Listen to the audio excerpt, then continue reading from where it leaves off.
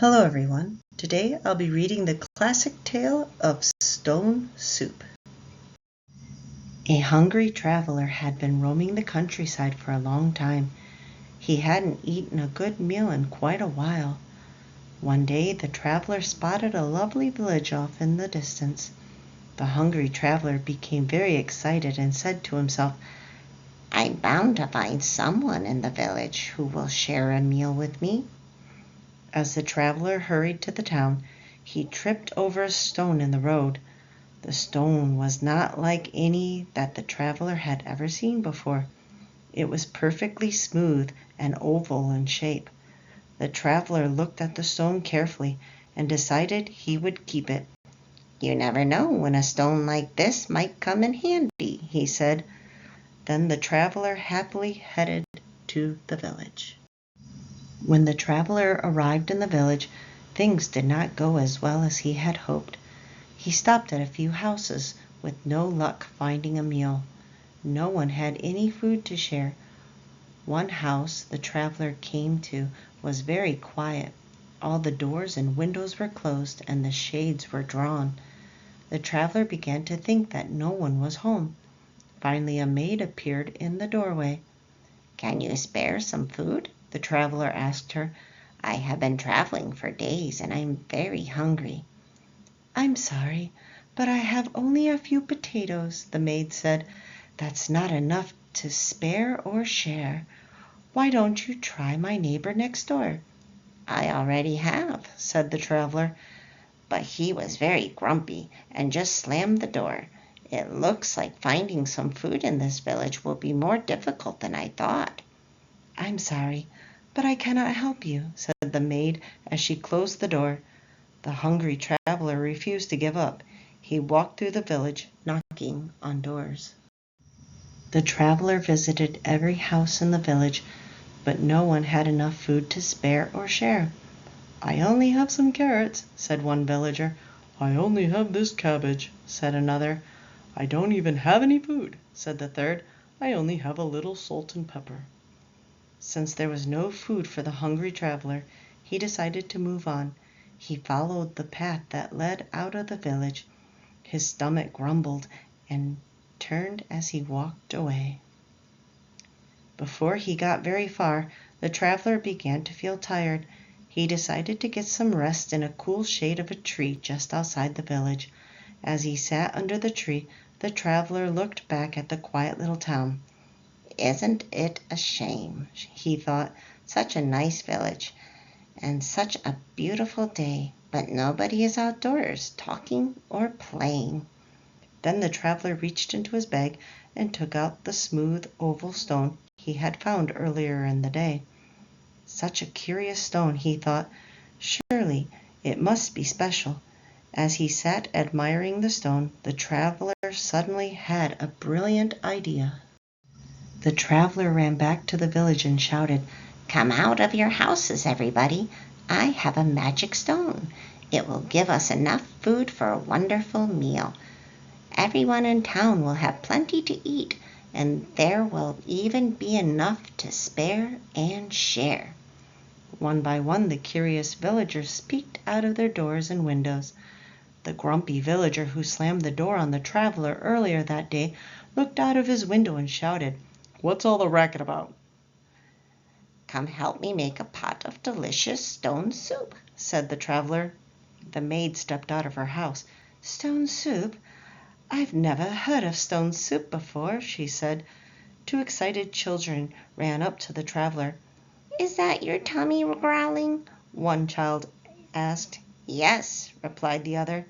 "Soon your stomachs will no longer grumble," said the hungry traveler. "We will all have our fill of delicious stone soup."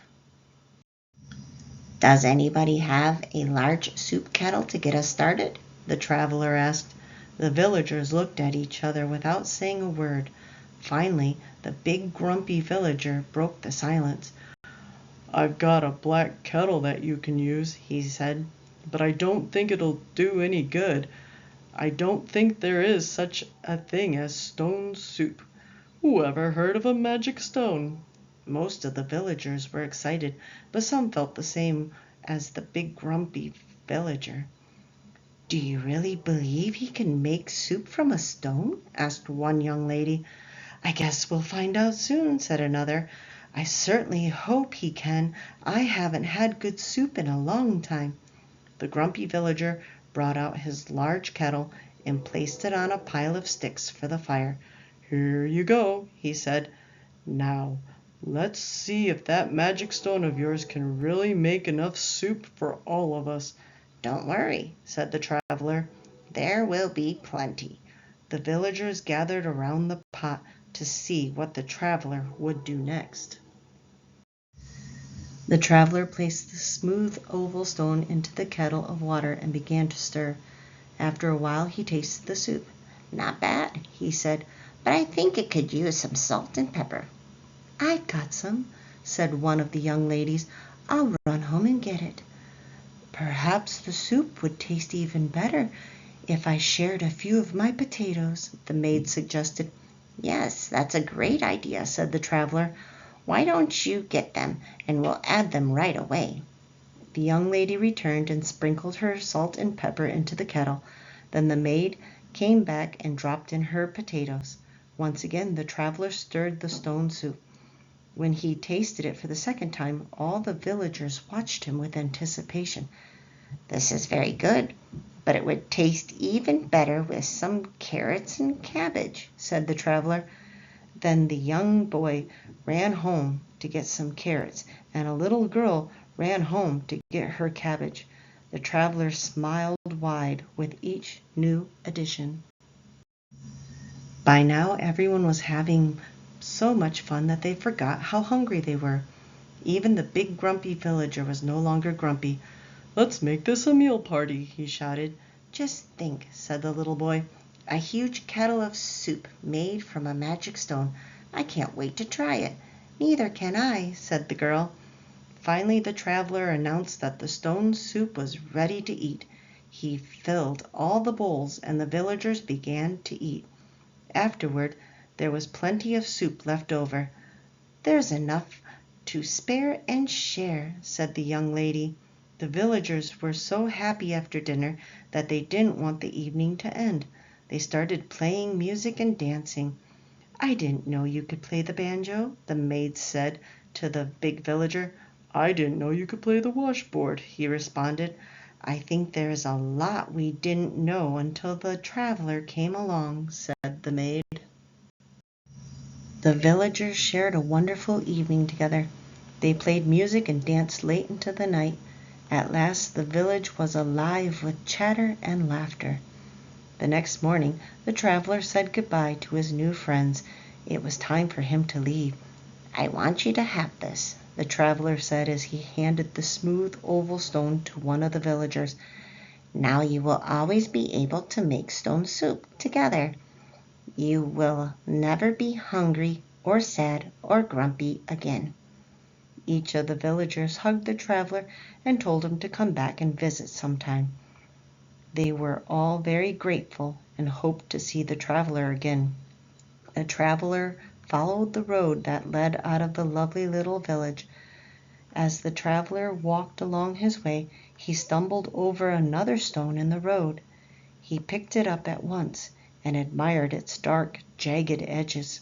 The traveler looked at the stone carefully and finally decided to keep it. "You never know when a special stone like this might come in handy," he said to himself as he placed it in his bag. Thank you all for listening. If you enjoy this content, please like, comment, share, and subscribe. And as always, have a wonderful day.